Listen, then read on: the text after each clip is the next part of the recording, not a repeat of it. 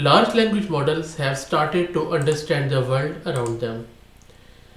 In this paper, which has introduced OthelloGPT, Kenneth Lee and his colleagues have trained a variant of GPT language models on sequence of moves from Othello, which is a board game in which two players take turns placing game pieces on an 8 by 8 grid. During the training, this network saw only sequences of moves. It wasn't really explicitly told that these were moves on a square, 8 by 8 board or the rules of the game. But after training on a large data set of such moves, it did a decent job of predicting what the next move might be. Now the question is, did this LLM make these predictions by building a model around it without being told what in the dataset what needs to be done? Kenneth and Espen and others researchers say yes. So this is really scary because it seems that now LLMs trained on these things can also build a world model around them.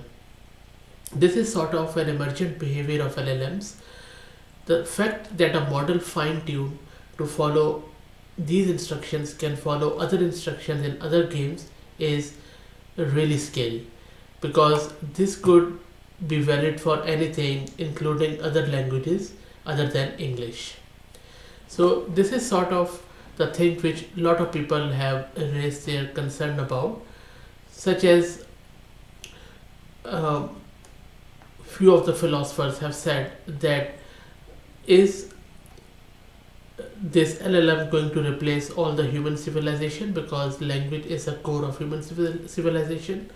Well, the way these LLMs are evolving and have started to understand the world around them, the answer is yes. But a lot of AI researchers are trying to avoid this question. I'm very keen to know your thoughts about this. Do you think that these LLMs are going to understand the world without even trained on the world? Well, this is a question for the survival of us as we know it today. Thanks.